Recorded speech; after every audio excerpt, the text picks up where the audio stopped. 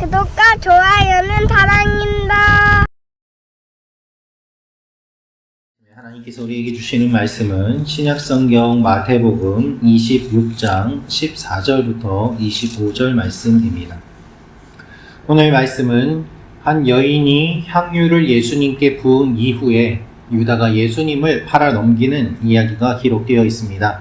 오늘 이 말씀을 통해서 우리가 알 수 있는 몇 가지 내용이 있습니다. 첫째로 유다가 예수님을 팔아 넘깁니다 라는 것입니다. 유다가 예수님을 팔아 넘깁니다.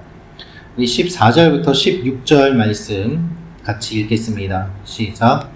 그때 12 중에 하나인 가롯 유다라 하는 자가 대제사장들에게 가서 말하되 내가 예수를 너희에게 넘겨주리니 얼마나 주려느냐 하니 그들이 은 30을 달아 주거늘 그가 그때부터 예수를 넘겨줄 기회를 찾더라. 아멘. 유다가 예수님을 사람들에게 넘겨줍니다. 그는 예수님과 제자들이 공생애를 보낼 때에 그 모임의 회계를 담당하고 있던 사람이었습니다. 그래서 향유를 팔아서 가난한 자들에게 주는 것이 낫다는 생각과 말을 하였습니다. 하지만 주님은 그의 말을 인정해 주시지 않으셨습니다. 가난한 사람은 영원히 너희와 함께 있을 터이지만 지금은 나의 장례를 준비하는 것이 맞다고 이 여인의 말에 힘을 실어주셨습니다. 유다는 그것을 계기로 하여서 예수님을 팔고자 결정합니다. 그래서 그때에 12 중에 하나인 가롯 유다라 하는 자가 대제사장들에게 가서 말하되 라고 기록되어 있습니다. 예수님이 이 여인을 인정한 모습을 보고 유다는 마음에 결단을 내렸던 것입니다.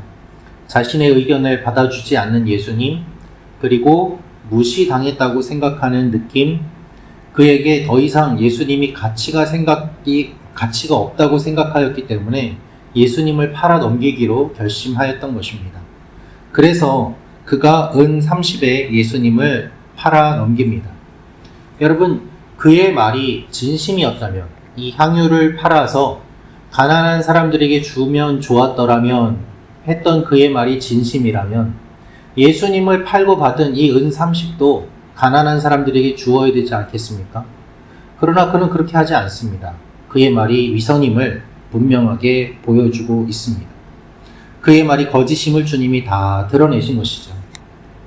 은 30이라는 것은 가축이 타인의 종을 들이받았을 때 그 가축의 주인이 그 종에게 배상해주는 값입니다. 결국 은 30이라는 것은 예수님이 종이라는 의미이고 종의 값 정도밖에 쳐주지 않는다는 의미이기도 합니다. 대제사장들이 예수님을 멸시하는 의미로 이렇게 하였을 수도 있지만 결국 예수님이 종으로 오셨음을 하나님께서 보여주시는 사건이기도 합니다. 예수님을 종의 값으로 헐값에 팔아 넘긴 유다는 그때부터 예수님을 넘겨줄 기회를 찾습니다. 예수님과 같이 있어도 그의 마음은 다른 곳에 있는 것입니다. 예수님을 사랑하는 눈으로 보는 것이 아니라 언제 기회를 봐서 예수님을 이들에게 넘길까 마음이 다른 곳에 있는 것이죠. 우리 속에도 유다와 같은 마음을 가질 때가 있습니다. 주님이 내 마음에 들지 않거나 주님이 내 생각대로 움직이지 않으시면 우리는 주님을 무시하거나 우리의 믿음을 포기하려고 하기도 합니다. 우리를 주님께 맞추기보다 주님이 나에게 맞춰주기를 원합니다. 내가 주님을 이용하려고 할 때도 얼마나 많이 있습니까? 그래서 우리는 언제나 기도해야 하는 것이죠. 우리가 온전한 마음으로 주님을 따르기 위해서, 그리고 주님 앞에 우리가 온전한 모습으로 나아가기 위해서는 기도가 필요합니다.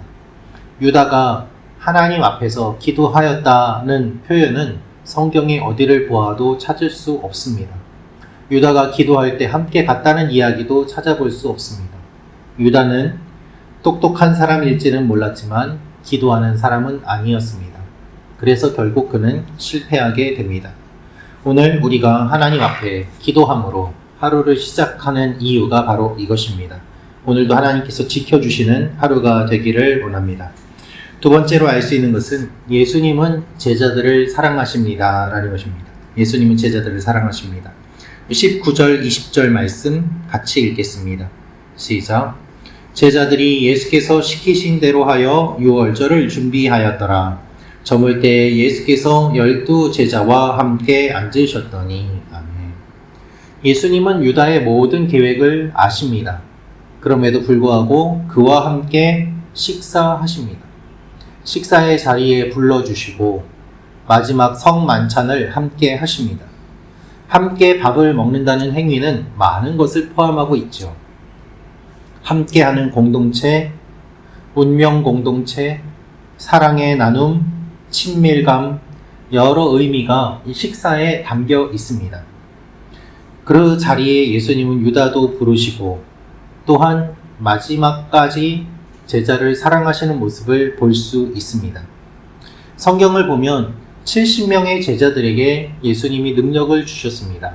그리고 그들이 돌아와서 보고할 때 사탄이 하늘에서 번개같이 떨어지는 것을 보았습니다. 병든 자가 낫는 것을 보았습니다. 하면서 그들이 보고하는 것을 주님이 기뻐하셨습니다. 그러나 그 70명은 어디 갔습니까? 12명만 지금 남아있는 상황입니다. 예수님이 이들과 함께 식사를 하시지만 이들 또한 다 떠나갈 사람들입니다. 끝까지 주님은 제자들을 사랑하시고 붙드시지만 사람들은 점점 주님 곁에 없어지는 모습을 보게 됩니다. 우리는 주님을 늘 배반하지만 주님은 우리에게 계속해서 손을 내밀어 주십니다. 주님의 이 손을 우리가 붙잡아야 하는 것이죠. 예수님의 이 초대에 유다가 바르게 반응했다면 유다의 삶은 어떻게 되었을까요? 어떤 일이 일어났을까요? 오늘 하루 하나님께서 우리에게 한 번 더 손을 내밀어 주시고 사랑의 자리로 불러주심을 기억하며 하나님 앞에 나아가는 여러분과 제가 되기를 원합니다. 마지막으로 알 수 있는 것은 유다가 예수님께 질문합니다. 유다가 예수님께 질문합니다. 우리 24절, 25절 말씀 같이 읽겠습니다. 시작. 인자는 자기에 대하여 기록된 대로 가거니와 인자를 파는 그 사람에게는 화가 있으리로다. 그 사람은 차라리 태어나지 아니하였더라면 제게 좋을 뻔하였느니라. 예수를 파는 유다가 대답하여 이르되 랍비여 나는 아니지요. 대답하시되 내가 말하였도다 하시니라. 아멘. 함께 있지만 다른 제자들은 예수님의 말씀을 이해하지 못합니다. 오로지 유다와 예수님만 아는 이야기가 진행됩니다. 예수님은 너희 중 한 사람이 나를 팔리라 라고 하셨습니다. 이 말씀을 하신 이유는 유다를 안타깝게 여기셨기 때문이고 그가 마지막까지 잘못했습니다. 회개하고 돌아오기 원하는 주님의 마음이 담겨 있었기 때문입니다. 이 말을 들은 유다는 마음이 찔립니다. 찔리기 때문에 예수님께 질문합니다. 랍비여 나는 아니지요. 랍비여 나는 아니지요. 여러분 유다가 예수님이 나의 모든 것을 아시는구나. 나의 계획이 들켰구나. 라고 생각하고 예수님께 잘못했습니다. 라고 반응했다면 어떻게 되었을까요? 그가 회개하고 예수님과 동료들 앞에서 용서를 구했다면 어떤 일이 일어났을까요? 그러나 유다는 아닌 척 예수님께 질문합니다. 랍비여 나는 아니지요. 다른 제자들은 예수님을 주님이라고 불렀는데 유다는 예수님을 랍비라고 부르면서 의도적으로 거리를 두고 자신은 무고하다고 오히려 질문을 합니다. 유다는 예수님을 판 자신을 감추기 위해서 질문을 합니다. 그러나 그 질문은 오히려 유다를 더 드러내고 말았습니다. 그의 마음의 위선과 죄악을 드러내는 것입니다. 마음에 찔린 사람이 나는 아니지요 라고 질문합니다. 그 질문에 어떤 대답을 원하고 질문을 하였던 것일까요? 그는 단지 자신의 모습을 감추기 위해서 질문을 던진 것 아니겠습니까? 우리도 이와 같이 모습을 보일 때가 많이 있습니다. 아닌 척하지만 주님은 우리의 마음을 다 알고 계십니다. 우리가 주님 앞에 거룩한 척하지만 실제로는 그렇지 않은 모습이 있음도 주님은 알고 계십니다. 주님은 우리의 모습을 있는 그대로 드러내 주십니다. 그래서 우리의 마음을 깨뜨려 주시고 우리의 깨진 마음을 가지고 통회하며 하나님 앞에 나오기를 주님이 원하십니다. 그럴 때에 새로운 일들이 일어나게 되는 것입니다.